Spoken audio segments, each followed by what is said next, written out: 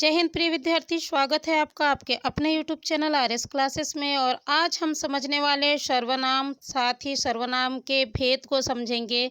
यदि आप शिक्षक भर्ती परीक्षा वर्ग 3 की तैयारी कर रहे हैं, आप स्कूल स्टूडेंट हैं या किसी भी तरह की प्रतियोगी परीक्षा की तैयारी कर रहे हैं, तो आपके लिए आज का जो वीडियो है काफ़ी सार्थक होने वाला है। मैं ट्रिक के साथ बिल्कुल आसानी से आपको सर्वनाम के भेद को कैसे याद रखना है वह बताऊँगी। मगर इसके पहले यदि आप चैनल पर फर्स्ट टाइम विजिट कर रहे हैं तो प्लीज़ इसे सब्सक्राइब कीजिए। ज़्यादा से ज़्यादा लाइक, कमेंट्स और शेयर करना बिल्कुल ना भूलिए। और हाँ, बेल आइकन के बटन को प्रेस कर सिलेक्ट ऑल कर दीजिए ताकि मेरे हर वीडियो की जानकारी आप तक आसानी से पहुंचते रहे। तो चलिए आज हम समझते हैं सर्वनाम को बिल्कुल ही आसान ढंग से। किसे कहेंगे सर्वनाम? परिभाषा देख लीजिए। संज्ञा के स्थान पर प्रयुक्त होने वाले शब्द को सर्वनाम कहते हैं। ठीक है, वे शब्द जो किसके स्थान पर प्रयुक्त होते हैं? संज्ञा के स्थान पर प्रयुक्त होते हैं, उन्हें क्या कहते हैं? सर्वनाम कहते हैं। जैसे देख लीजिए, मैं, तुम, हम, वे, आप आदि जो शब्द है वह क्या कहलाएंगे? सर्वनाम कहलाएंगे। अब सर्वनाम का मतलब क्या होता है? देखिए, सर्वनाम दो शब्दों से मिलकर बना है, सर्व और नाम, जिसका अर्थ होता है सबका नाम। यह शब्द जो है वो किसी व्यक्ति विशेष के द्वारा प्रयुक्त न होकर सबके द्वारा प्रयुक्त होता है तथा किसी एक का नाम न होकर सबका नाम होता है। जैसे मैं का प्रयोग सभी व्यक्ति अपने लिए करते हैं, अतः मैं किसी एक व्यक्ति का नाम न होकर सबका नाम होगा, अर्थात वह क्या कहलाएगा? सर्वनाम कहलाएगा। ठीक है, इसके पहले आपने संज्ञा की परिभाषा देखी, तो संज्ञा में क्या किया जाता है? किसी व्यक्ति विशेष, स्थान विशेष, भाव विशेष के बारे में बात की जाती है। मगर जो सर्वनाम है इसमें किसी एक व्यक्ति के बारे में बात ना कर कर क्या की जाती है? सभी के लिए बात की जाती है। ठीक है, तो अब आप समझ गए कि जब भी किसी वाक्य में मैं, तुम, हम, वे, आप आदि शब्द यदि जुड़े होंगे तो आप क्या समझेंगे कि वह क्या होगा? सर्वनाम होगा। और मुझे उम्मीद है आपको आसानी से सर्वनाम समझ आ गया है परिभाषा। चलिए हम सर्वनाम के प्रकार देखते हैं।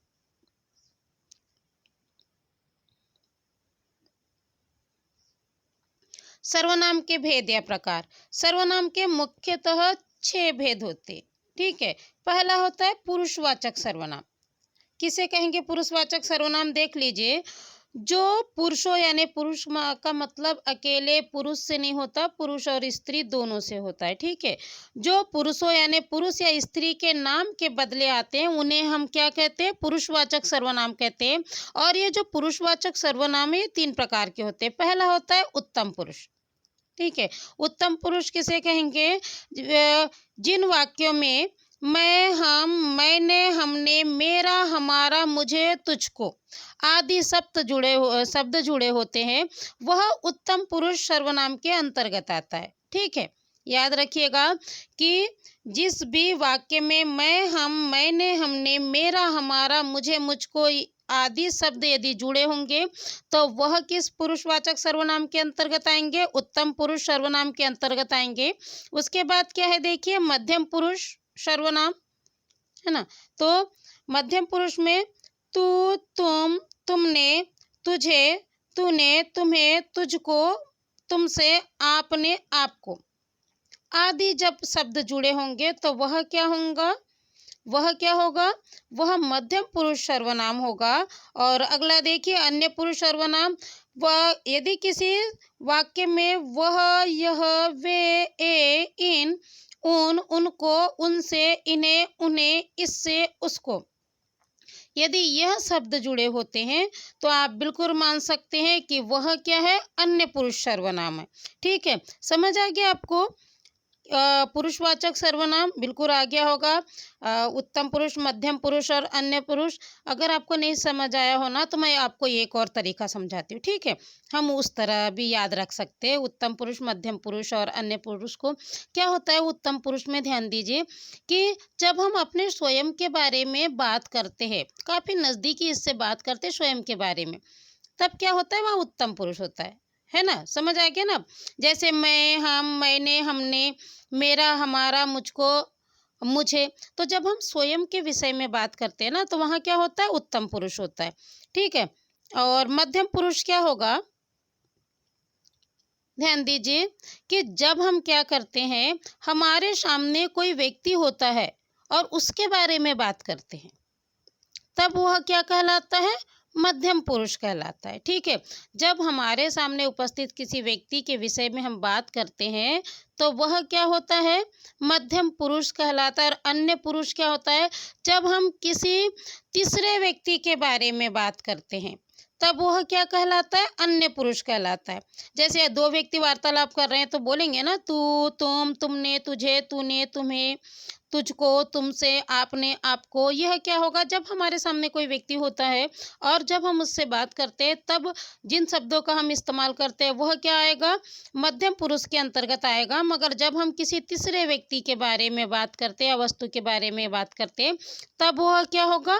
अन्य पुरुष के अंतर्गत आएगा। और मुझे उम्मीद है अब आपको पुरुषवाचक जो सर्वनाम है वह आसानी से समझ आ गया है। चलिए अगला भेद देखते हैं सर्वनाम का। अगला सर्वनाम का जो प्रकार है वह है निश्चयवाचक सर्वनाम। नाम से स्पष्ट है, व्यक्तियों या वस्तुओं का जब निश्चित होता है वहाँ क्या होता है? निश्चयवाचक सर्वनाम होता है। जैसे उदाहरण के लिए, यह मेरी पुस्तक है, यह बिल्कुल, यह मेरी ही है। निश्चय है ना, बिल्कुल निश्चित है कि यह पुस्तक क्या है? मेरी है, किसी तरह का कोई संशय नहीं है। ठीक है। वह मेरा भाई है, बिल्कुल निश्चित है कि वह जो व्यक्ति है जहाँ पर भी है वह क्या है? मेरा ही भाई है। ये मेरे कपड़े हैं, वे तुम्हारे आदमी हैं। ठीक है। इस तरह क्या है? जहाँ पर किसी व्यक्ति या वस्तु के बारे में निश्चित होता है वहाँ पर क्या होता है? निश्चयवाचक सर्वनाम होता है। ये तो मैंने आपको एग्जाम्पल के तहत समझा ही दिया है, मगर आपको खुद भी क्या करना है? प्रैक्टिस करना है। जब आप बात करते हैं या जब किसी से भी इसके उदाहरण के बारे में आप बात करते हैं, तो आपको पूछना जरूर है कि यह किस सर्वनाम का उदाहरण है। खास तौर पे मैं स्टूडेंट के लिए कह रही हूँ कि जो स्टूडेंट के सिलेबस में सर्वनाम है, तो और जो प्रतियोगी परीक्षा नहीं दे रहे, केवल स्कूली शिक्षा प्राप्त कर रहे हैं, तो उनके लिए तो बहुत ज़रूरी है कि वो अपने मित्र मंडल के साथ बैठकर इस तरह का प्रयोग करे कि वो वाक्यों को बोले और पूछे कि यह किस सर्वनाम के अंतर्गत आता है। तो इससे क्या होगा कि आपको आसानी से चीज़ें और अधिक जल्दी और बेहतर दिनों तक याद रहेगी। चलिए आगे समझते हैं।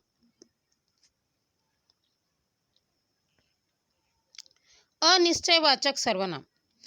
जिन सर्वनाम से किसी निश्चित वस्तु का बोध नहीं होता है उसे क्या कहते हैं? अनिश्चयवाचक सर्वनाम कहते हैं। हमने निश्चयवाचक में क्या देखा कि उसमें वस्तु का क्या होता है? निश्चित होना आवश्यक होता है। इसमें किसी भी व्यक्ति या वस्तु का निश्चित होना आवश्यक नहीं होता, उसे क्या कहते हैं? अनिश्चयवाचक सर्वनाम कहते हैं। जैसे कोई, कुछ, ये जो शब्द है ये किसके अंतर्गत आते हैं? अनिश्चयवाचक सर्वनाम के अंतर्गत आते हैं। जैसे उदाहरण देख लीजिए, कोई आ गया तो क्या करोगे? अब कोई का मतलब निश्चित थोड़ी है कौन आने वाला है, कोई भी आ सकता है। ठीक है। तो निश्चित है क्या कौन आया है या नहीं आया है? तो जहाँ निश्चित नहीं होता है वहाँ क्या होता है? अनिश्चयवाचक सर्वनाम होता है। जैसे देख लीजिए, उसने कुछ लिया नहीं। ठीक है। अब क्या नहीं लिया? कुछ नहीं पता है, केवल ये है उसने कुछ लिया नहीं। तो जहाँ पर निश्चित है क्या लेना चाह रहा था, नहीं लेना चाह रहा था, बिल्कुल निश्चित नहीं है ना। तो जहाँ पर इस तरह का संदेह होता है या कुछ भी चीजें क्लियर नहीं होती है वहाँ पर क्या होता है? अनिश्चयवाचक सर्वनाम होता है।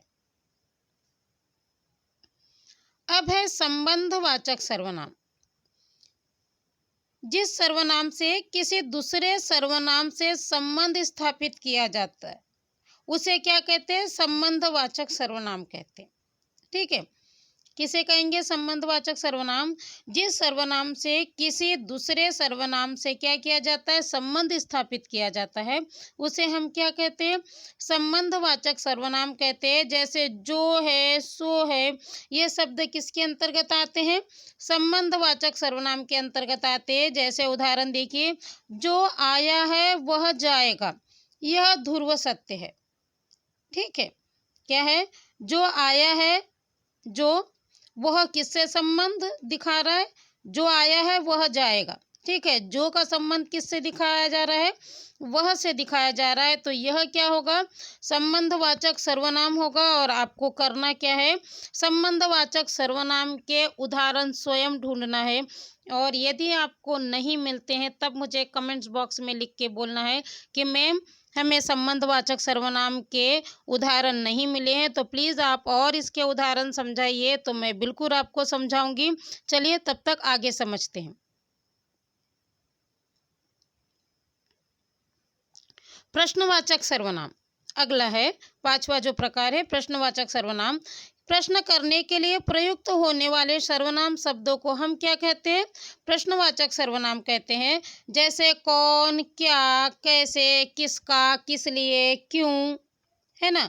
ये सारे जो शब्द है, जो प्रश्नवाचक जो शब्द है, यह किसके अंतर्गत आते हैं, प्रश्नवाचक सर्वनाम के अंतर्गत आते हैं। उदाहरण देख लीजिए, यह क्या हो रहा है, प्रश्न किया जा रहा है, तुम्हें क्या पता है, वह कौन है, या तुम किसके साथ आई हो, तुम्हें कहाँ जाना है, ऐसा कैसे हो सकता है, आदि जो शब्द है, जहाँ हम किसी से सवाल करते हैं वहाँ पर क्या होता है, या प्रश्न करते हैं वहाँ पर क्या होता है, प्रश्नवाचक सर्वनाम होता है।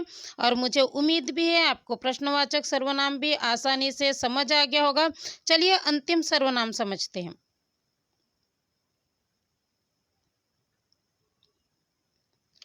अंतिम जो सर्वनाम है वह है निजवाचक सर्वनाम। ठीक है,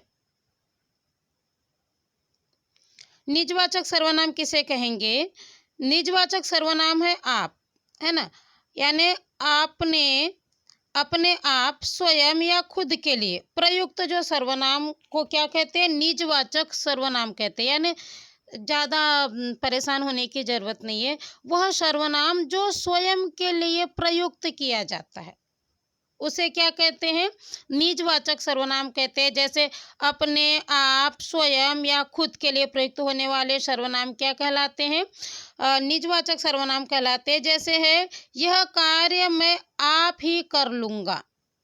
ठीक है, यह कार्य मैं आप ही कर लूँगा, तो यह आप क्या होगा, आपका मतलब क्या है, यहाँ स्वयं से है, तो मैं स्वयं कर लूँगा, यानी यह क्या है, स्वयं के लिए बात की जा रही है, इसलिए यह क्या होगा, निजवाचक सर्वनाम होगा। अगला उदाहरण देखिए, मैंने स्वयं तब कर देखा है ना, तो यहाँ किसके विषय में बात की जा रही है, स्वयं के बारे में, खुद के बारे में बात की जा रही है, तो वहाँ पर क्या होगा, निजवाचक सर्वनाम होगा। कहने का मतलब यही है कि जहाँ पर हम किसी भी वाक्य में स्वयं के बारे में बात करते हैं, खुद के बारे में बात करते हैं, अपने बारे में बात करते हैं, तो वह सर्वनाम क्या कहलाता है, निजवाचक सर्वनाम कहलाता है। और मुझे उम्मीद भी है आपको जो सर्वनाम के 6 प्रकार है आसानी से याद हो गए होंगे, मगर समझ भी आ गए होंगे। मगर कई बार ऐसा होता है कि हम जब पढ़ते हैं तब तो हमें याद रहता है, मगर हम सर्वनाम भूल जाते हैं। तो एक ट्रिक है आपको सर्वनाम को याद रखने के लिए, सर्वनाम के प्रकारों को याद रखने के लिए। क्या है ट्रिक, देख लीजिए सर्वनाम के प्रकार को आप कैसे याद रख सकते हैं। 6 सर्वनाम के देखिए, पुरुष निश्चय अनिश्चय की दुविधा में संबंधों पर प्रश्न कर नीच को ही कष्ट पहुंचाता है। ट्रिक फिर से लिख लीजिए, याद कर लीजिए, क्या है ट्रिक, ये है, पुरुष निश्चय अनिश्चय की दुविधा में संबंधों पर प्रश्न कर नीच को ही कष्ट पहुंचाता है। ठीक है, ये ट्रिक आपने लिख लिए, देख लिए। क्या होगा, पुरुष से क्या होगा, पुरुषवाचक सर्वनाम, निश्चय से क्या होगा, निश्चयवाचक सर्वनाम, अनिश्चय से क्या होगा, अनिश्चयवाचक सर्वनाम, संबंधों से क्या होगा, संबंधवाचक सर्वनाम, प्रश्न से क्या होगा, प्रश्नवाचक सर्वनाम, और निज से क्या होगा, निजवाचक सर्वनाम। इस तरह यदि आप इस ट्रिक को याद रखते हैं, या आप अपने तरफ से भी यदि कोई ट्रिक बनाना चाहे तो कहीं दिक्कत नहीं है, और यदि आपको बिना ट्रिक के भी याद होता है तो और ज़्यादा बेहतर है। मगर यदि आपको याद नहीं रह पाता है तो आपको बिल्कुल यह जो ट्रिक है, कौन सी, पुरुष निश्चय अनिश्चय की दुविधा में संबंधों पर प्रश्न कर नीच को ही कष्ट पहुंचाता है, ये ट्रिक यदि आप याद रख लेते हैं तो आपको जो सर्वनाम के जो 6 प्रकार है वो आसानी से याद हो जाएंगे। और हमेशा याद रहेंगे। आपको ज़्यादा कुछ करने की आवश्यकता भी नहीं होगी और उम्मीद ही नहीं, मुझे पूरा विश्वास है कि आज जो सर्वनाम जो मैंने आपको पढ़ाया है वो बड़ी ही आसानी से सरलता के साथ आपको याद हो गया होगा, समझ भी आ गया होगा और अब एग्ज़ाम में आपसे ना तो किसी तरह की गलती होगी, ना ही आप भूलेंगे। ये उम्मीद भी है और इसी शुभेच्छा के साथ धन्यवाद।